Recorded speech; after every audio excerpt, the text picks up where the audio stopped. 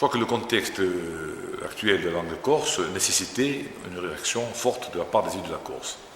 Donc il y a un plan de planification qui vient à la suite du plan de 2007, et qui est un plan qui permet un saut qualitatif dans la mesure où il propose notamment la co-officialité de la langue corse, avec un certain nombre de mesures qui dépassent en termes d'objectifs l'enjeu éducatif. On est dans un enjeu qui est aujourd'hui sociétal, pour avoir en bout de course une société bilingue, voire une société qui soit biplurilingue.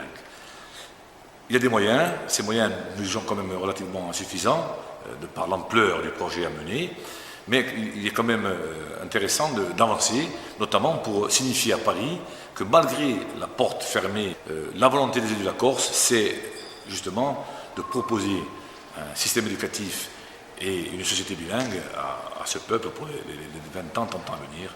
Nous avons proposé 6 amendements.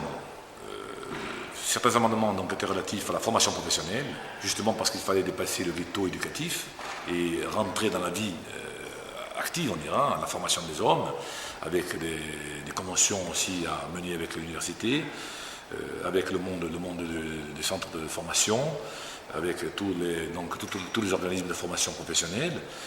Et on a aussi proposé un amendement qui proposait un office de la langue corse, qu'on avait baptisé donc Office de la planification linguistique et culturelle. Dans d'autres pays d'Europe qui ont une politique linguistique active et forte, je pense notamment à la Catalogne, au Pays Basque, il y a donc des outils institutionnels qui permettent d'impulser une action forte.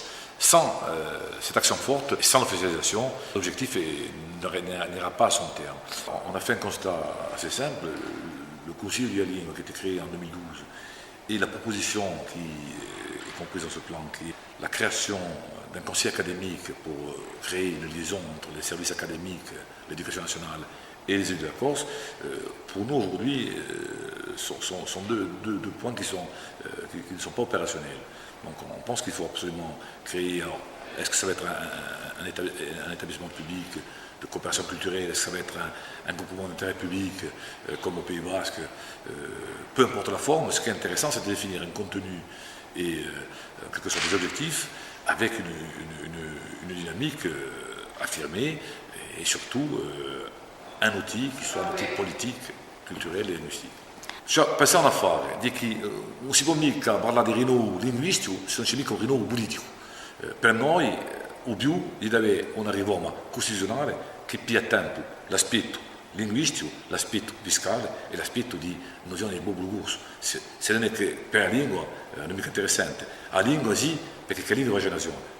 E questo è importante per noi. La lingua per il popolo, perché fa nazione. L'interesse per noi è di mostrare a Parigi che c'è una volontà popolare e la volontà di diritti da Corsica di strappare questa misura. Ma questa misura, torna una volta, avremo con queste misure che facciano di questo popolo e di questa assemblea un'assemblea legislativa.